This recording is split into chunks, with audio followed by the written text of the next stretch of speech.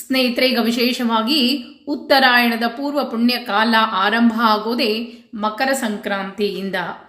ಈ ಮಕರ ಸಂಕ್ರಾಂತಿ ಯಾವ ದಿನ ಆಚರಣೆಯನ್ನು ಮಾಡಬೇಕು, ಏನೇನು ಶುಭ ಸಮಯ ಆದ ಆ ದಿನ, ಯಾವ ಸಮಯದಲ್ಲಿ ಆಚರಣೆ, ಅಷ್ಟೇ ಅಲ್ಲ ಕೆಲವು ನಕ್ಷತ್ರಗಳಿಗೆ ದೋಷಗಳು ಕೂಡ ಬರ್ತಾ ಇದೆ. ಯಾಕಂದರೆ ರವಿ ಶನಿಯ ಸ್ವಗ್ರಹ ಆದಂಥ ಮಕರ ರಾಶಿಗೆ ಪ್ರವೇಶವನ್ನು ಮಾಡಿದ ಮೇಲೆ ಕೆಲವು ನಕ್ಷತ್ರಗಳಿಗೆ ಬಹಳಷ್ಟು ತೊಂದರೆ ಅನುಭವಿಸ್ಬೇಕಾಗ್ತದೆ. ಆ ಪೀಡೆ ನಮಗೆ 6 ತಿಂಗಳ ಕಾಲ ಇರ್ತದಂತ. ಆ 6 ತಿಂಗಳ ಕಾಲದಲ್ಲಿ ನಾನಾ ತರಹದ ತೊಂದರೆಗಳಿಗೆ ಒಳಗಾಗಬೇಕಾಗ್ತದೆ. ಅದಕ್ಕೆ ಸರಳ ಪರಿಹಾರ ಕೂಡ ಇರ್ತದೆ. ಪರಿಹಾರ ಕೂಡ ನಾನು ನಿಮಗೆ ಹೇಳ್ಕೊಡ್ತೀನಿ. ಇನ್ನು ಯಾವ್ಯಾವ ನಕ್ಷತ್ರ ಮುಂದೆ ಹೇಳ್ತೀನಿ. ಮೊದಲು ಈ ಮಕರ ಸಂಕ್ರಾಂತಿಯ ಶುಭ ಮುಹೂರ್ತ, ಯಾವ ಸಮಯದಲ್ಲಿ ಪೂಜೆಯನ್ನು ಮಾಡಬೇಕು, ಏನೇನು ಈ ಸಲ ಶುಭವನ್ನು ತಂದದ ಪೂರ್ಣ ವಿವರವಾಗಿ ತಿಳಿಸ್ಕೊಡ್ತಾ ಹೋಗ್ತೀನಿ. ಬರ್ರಿ.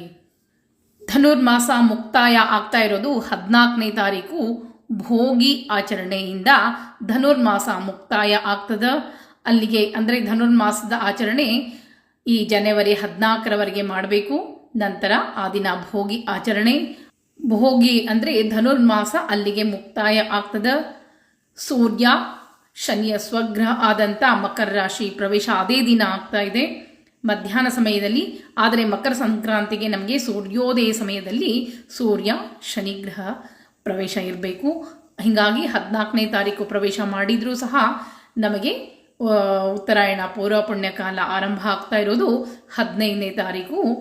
15ನೇ ತಾರೀಕು ದ್ವಾದಶಿ ಗುರುವಾರ, ಜ್ಯೇಷ್ಠ ನಕ್ಷತ್ರ ವೃದ್ಧಿ ಯೋಗದಲ್ಲಿ ಕೌಲವಕರಣದಲ್ಲಿ ಆ ದಿನ ನಮಗೆ ದ್ವಾದಶಿಯದ ಉತ್ತರಾಯಣ ಪೂರ್ವ ಪುಣ್ಯಕಾಲ ಆರಂಭ ಆಗ್ತದ. ಆ ದಿನವನ್ನು ನಾವು ಮಕರ ಸಂಕ್ರಾಂತಿ ಅಂತ ಹೇಳಿ ಆಚರಣೆಯನ್ನು ಮಾಡ್ತೀವಿ. ಮಕರ ಸಂಕ್ರಾಂತಿ ಅದರ ಒಂದು ವಿಶೇಷತೆ ಅದನ್ನು ಮುಂದೆ ಹೇಳ್ತಾ ಹೋಗ್ತೀನಿ. ಈಗ ಮೊದಲು 15ನೇ ತಾರೀಕಿನ ದಿವಸ ಪಂಚಾಂಗವನ್ನು ಅಧ್ಯಯನ ಮಾಡಿದರೆ ಆ ದಿನ ನಮಗೆ ವಿಶ್ವಾವಸು ನಾಮ ಸಂವತ್ಸರೆ ಉತ್ತರಾಯಣ ಕಾಲ ಆರಂಭ ಆಗ್ತದ. ಹೇಮಂತ ಋತೋ ಪೌಷ ಮಾಸೆ ಕೃಷ್ಣ ಪಕ್ಷೆ ದ್ವಾದಶಿ ತಿಥಿ ಇರ್ತದ. ಆ ದಿನ ನಮಗೆ ಬೃಹಸ್ಪತಿ ವಾಸರೆ.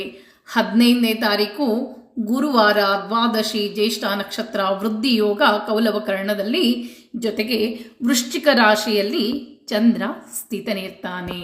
ವೃಶ್ಚಿಕ ಮಂಗಳನ ಮನೆ ಅಂತ ಹೇಳ್ತೇವೆ. ಇಲ್ಲಿ ಒಂದು ಅಂದರೆ ವೈದಿಕ ಜ್ಯೋತಿಷ್ಯದ ಪ್ರಕಾರ ನಾವು ಹೇಳಬೇಕು ಅಂದರೆ ಸೂರ್ಯ ಮತ್ತು ಶನಿ ಶತ್ರುಗ್ರಹಗಳು ಅಂತ ಹೇಳ್ತೀವಿ. ಇನ್ನು ಚಂದ್ರನಿಗೂ ಕೂಡ ಶನಿ ಒಂದು ರೀತಿ ನೇರವಾಗಿ ಶತ್ರು ಅಲ್ಲ ಅಂದಿದ್ರು ಕೂಡ, ಯಾಕಂದರೆ ತಟಸ್ಥರು ಅಂತ ಹೇಳ್ತೇವೆ. ಈ ತಟಸ್ಥ ಗ್ರಹಗಳು ಅಲ್ಲಿ ಯಾವುದೇ ಫಲಗಳು ಸಿಗೋದಿಲ್ಲ ಅಂತ ಹೇಳಿ. ಆದರೆ ಕೆಲವು ಸಲ ಚಂದ್ರನ ಮೇಲೆ ಶನಿ ದೃಷ್ಟಿ ಬಿದ್ದಾಗ ನಕಾರಾತ್ಮಕ ಅಂಶಗಳೇ ಜಾಸ್ತಿ ಆಗ್ತದೆ. ಮನಸ್ಸು ನೆಮ್ಮದಿಯನ್ನ ಇರೋದಿಲ್ಲ. ಇನ್ನು ಚಂದ್ರ ವೃಶ್ಚಿಕ ರಾಶಿಯಲ್ಲಿ ಆ ದಿನ ಸ್ಥಿತಿನೇ ಇರ್ತಾನೆ ಅಂತ ಹೇಳಿದೆ. ಇದು ಕೂಡ ಅಪರೂಪದ ಒಂದು ಮಂಗಳ ಮತ್ತು ಚಂದ್ರನ ಸಂಯೋಗ, ಅಪರೂಪದ್ದು ಅಂತಲೇ ಹೇಳ್ತೀವಿ. ಒಳ್ಳೆಯ ಅದೃಷ್ಟವನ್ನು ತಂದು ಕೊಡುವಂಥದ್ದು. ಆ ದಿನ ಅತ್ಯಂತ ಶುಭ ಯೋಗ ಕೂಡ ನಮಗೆ ಪ್ರಾಪ್ತಿ ಆಗ್ಲಿಕ್ಕತ್ತದ. ಅದಕ್ಕಾಗಿ ವೃದ್ಧಿ ಯೋಗ ಆ ದಿನ ವಿಶೇಷವಾಗಿ ಏನಾದರೂ ಖರೀದಿ ಮಾಡಬೇಕು ಅಂತಿದ್ರೆ ಖಂಡಿತವಾಗಿಯೂ ಖರೀದಿ ಮಾಡಿರಿ, ಬಹಳಷ್ಟು ಒಳ್ಳೆಯದು. ಆ ದಿನ ಮಾಡಿದಂಥ ದಾನ ಧರ್ಮ ಪೂಜೆ ಪುನಸ್ಕಾರಕ್ಕೆ ಒಂದು ವಿಶೇಷವಾದ ಫಲನೇ ಇದೆ. ಏನೇನು ಪೂಜೆಗೆ ಯಾವ ರೀತಿ ಫಲಗಳು ನಾನು ಮುಂದೆ ಹೇಳ್ತಾ ಹೋಗ್ತೀನಿ. ಮೊದಲೇದಾಗಿ ಆ ದಿನ ವಿಶೇಷವಾಗಿ ನಿಮ್ಮ ಕುಲದೇವರ ಮನೆಯಲ್ಲಿ ಕುಲದೇವರ ಪೂಜೆಯನ್ನು ಮಾಡಿರಿ, ಬಿಡ್ಲಿಕ್ಕೆ ಹೋಗಬೇಡ್ರಿ. ಎಷ್ಟೇ ಕಷ್ಟ ಬರಲಿ ಆ ದಿನ ವಿಶೇಷವಾಗಿ ಕುಲದೇವರ ಪೂಜೆ, ಕುಲದೇವರಿಗೆ ನೈವೇದ್ಯ ಮಾಡ್ರಿ, ಮನೆಗೆ ಒಳ್ಳೆಯ ಫಲವನ್ನು ತಂದು ಕೊಡ್ತದೆ. ಇನ್ನು ಆ ದಿನ ವಿಶೇಷವಾಗಿ ಕ್ಷೇತ್ರ ದರ್ಶನ ವಿಶೇಷ ಫಲ ಪ್ರಾಪ್ತಿ ಅಂತ ಹೇಳ್ತೇವೆ. ಕ್ಷೇತ್ರ ದರ್ಶನಕ್ಕಿಂತ ನದಿಯಲ್ಲಿ ಮಾಡಿದಂಥ ಸ್ನಾನ ನಮಗೆ ಅತ್ಯಂತ, ಅಂದರೆ ಯಾವುದಾದ್ರೂ ಪುಣ್ಯಕ್ಷೇತ್ರಕ್ಕೆ ಹೋಗಿ ನದಿ ಸಮುದ್ರ ಸ್ನಾನಕ್ಕೆ ಬಹಳಷ್ಟು ಫಲವನ್ನು ತಂದು ಕೊಡುವಂಥದ್ದು. ಇನ್ನು ಮಾರ್ಗಶಿರ ಪೂಜೆಯನ್ನು ಯಾರು ನೈವೇದ್ಯ ಪೂಜೆಯನ್ನು ಹಿಡಿದಿರಿ ದ್ವಾದಶಿವರೆಗೂ ಮಾಡಿ 15ನೇ ತಾರೀಕಿನವರೆಗೂ ಮಾಡಿ 15ನೇ ತಾರೀಕಿನ ನಂತರ ಮತ್ತೆ ಅವತ್ತೇ ಅಕ್ಷತೆ ಹಾಕಿ ಮುಗಿಸ್ಬಿಟ್ರೆ ಮುಗಿದು ಹೋಯ್ತು. ಯಾಕಂದರೆ ಈ ಸಲ ಭೋಗಿಗೆ ನಾವು ಮುಗಿಸ್ತಿರ್ತೀವಿ. 14ನೇ ತಾರೀಕಿಗೆ ಭೋಗಿ, ಆ ದಿನ ಧನುರ್ಮಾಸದ ಪೂಜೆ ಮುಗಿಸ್ತಿರ್ತೀವಿ. ಆದರೆ ಈ ಸಲ ಏಕಾದಶಿ ಬಂದಿರೋದ್ರಿಂದ ಮಾಡಲಿಕ್ಕೆ ಬರುವುದಿಲ್ಲ. ಅದಕ್ಕಾಗಿ ನೈವೇದ್ಯ, ಕೊನೆಯ ನೈವೇದ್ಯ ಭಗವಂತನಿಗೆ ಆ ದಿನ ಕೊನೆಯ ನೈವೇದ್ಯ 15ನೇ ತಾರೀಕು ಮಕರ ಸಂಕ್ರಾಂತಿ ದಿವಸ ಹುಗ್ಗಿ ಗೊಜ್ಜು ಮಾಡಿ ನೈವೇದ್ಯವನ್ನು ಮಾಡಿ ಭಗವಂತನಿಗೆ ಅರ್ಪಣೆಯನ್ನು ಮಾಡಿ ಧನುರ್ಮಾಸದ ಪೂರ್ಣ ಪುಣ್ಯವನ್ನು ಪಡ್ಕೊಳ್ರಿ. 15ನೇ ತಾರೀಕು ಕೊನೆಯ ಅವಕಾಶ ಭಗವಂತನಿಗೆ ನೈವೇದ್ಯ, ಧನುರ್ಮಾಸದ ಕೊನೆಯ ನೈವೇದ್ಯ 15ನೇ ತಾರೀಕಿಗೆ ಮುಗೀತದ. ಇನ್ನು ಆ ದಿನದ ಪೂಜಾ ಸಮಯವನ್ನು ಹೇಳ್ತೀನಿ, ನೋಟ್ ಮಾಡಿ ಇಟ್ಕೊಳ್ರಿ. ಆ ದಿನ ವಿಶೇಷವಾಗಿ ಖರೀದಿಗೂ ಕೂಡ ನಾನು ಸಮಯವನ್ನು ಕೊಡ್ತೀನಿ ನಿಮಗೆ.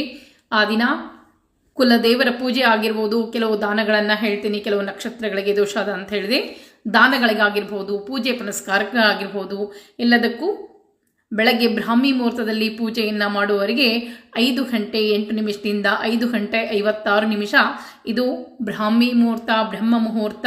ಈ ಸಮಯದಲ್ಲಿ ಕುಲದೇವರ ಪೂಜೆ, ನೈವೇದ್ಯ, ಅಕಸ್ಮಾತ್ ನೀವೆಲ್ಲಾದರೂ ಹೋಗೋದಿದ್ರೆ ಬೆಳಗ್ಗೆ ಬೇಗ ಎದ್ದು ಪೂಜೆಯನ್ನು ಮಾಡೋರಿಗೆ ಈ ಬ್ರಾಹ್ಮಿ ಮುಹೂರ್ತ ಅತ್ಯಂತ ಶುಭವನ್ನು ತಂದುಕೊಡುವಂಥದ್ದು.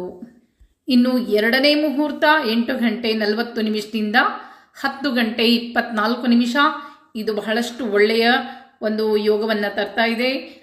ಕುಂಭ ಲಗ್ನದಲ್ಲಿ ಅಂಥೇಳಿ ಶನಿ ಅಧಿಪತಿ.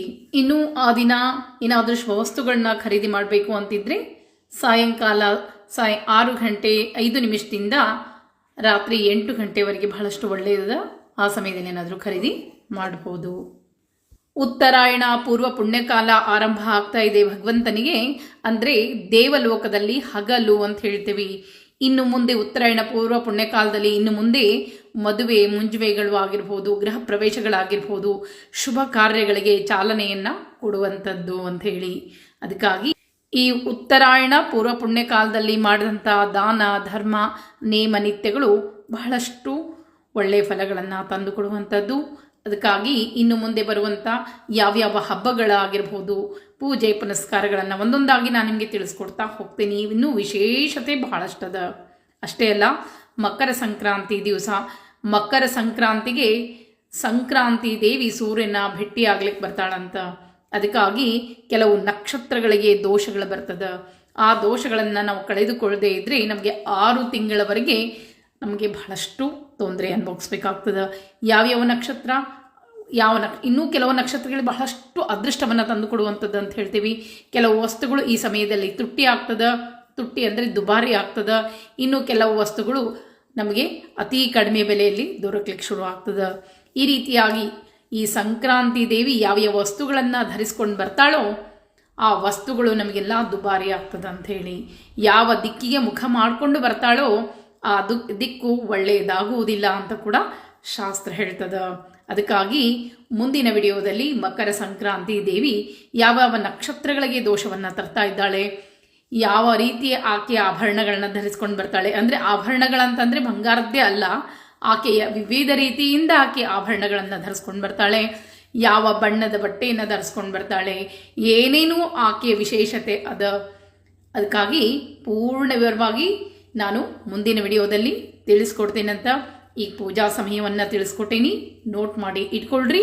ಖರೀದಿ ಮಾಡಲಿಕ್ಕೂ ಕೂಡ ನಿಮಗೆ ಸಮಯವನ್ನು ಕೊಟ್ಟೆ, ವಿಶೇಷತೆ ಕೂಡ ಹೇಳ್ಕೊಟ್ಟೇನಿ. ಇನ್ನು ಮುಂದಿನ ವಿಡಿಯೋದಲ್ಲಿ ಕೆಲವು ನಕ್ಷತ್ರಗಳಿಗೆ ಸರಳ ಪರಿಹಾರಗಳನ್ನು ಕೂಡ ಹೇಳ್ಕೊಡ್ತೀನಿ. ಮಾಡಿರಿ, ಒಳ್ಳೆಯದಾಗ್ತದೆ. ಯಾಕಂದ್ರೆ ಹೋದ ಸಲ ಕೆಲವರು ದಾನವನ್ನು ಮಾಡಲಿಕ್ಕೆ ಅಲಕ್ಷ್ಯ ಮಾಡಿದ್ರಿಂದ ನನಗೆ ಕಮೆಂಟ್ಸ್ ಕೂಡ ಹಾಕಿರಿ, ನಮಗೆ ಭಾಳ ತೊಂದರೆ ಆಗ್ಲಿಕ್ಕತ್ತದ. ಈ ಸಮಯದಲ್ಲಿ ಅಂದರೆ ಮಕರ ಸಂಕ್ರಾಂತಿ ಮುಗಿದು ಹೋಗಿ ಎಷ್ಟೋ ದಿವಸದ ಮೇಲೆ ತೊಂದರೆ ಆಗಿದ್ದಕ್ಕೆ ಈ ಸಮಯದಲ್ಲಿ ದಾನ ಕೊಡ್ಬೋದಾ ಅಂಥೇಳಿ ಬಹಳಷ್ಟು ಮಂದಿ ಪಶ್ಚಾತ್ತಾಪವನ್ನು ಪಡ್ಕೊಂಡ್ರಿ. ಆ ರೀತಿ ಆಗಬಾರ್ದು. ಅದಕ್ಕಾಗಿ ಈ ಸಮಯದಲ್ಲಿ ನಿಮಗೆ ಯಾವ ನಕ್ಷತ್ರಗಳಿಗೆ ಹೇಳ್ತೇನೋ ಸರಳ ದಾನಗಳಿರ್ತದ, ಮಾಡ್ರಿ, ಮುಗಿದು ಹೋಗ್ತದ. ಸಂಕ್ರಾಂತಿ ಹಬ್ಬದ ಮುಂದಿನ ಭಾಗಕ್ಕೆ ಮತ್ತೆ ಮುಂದಿನ ವಿಡಿಯೋದಲ್ಲಿ ಸಿಗ್ತೀನಿ. ನಮಸ್ಕಾರ.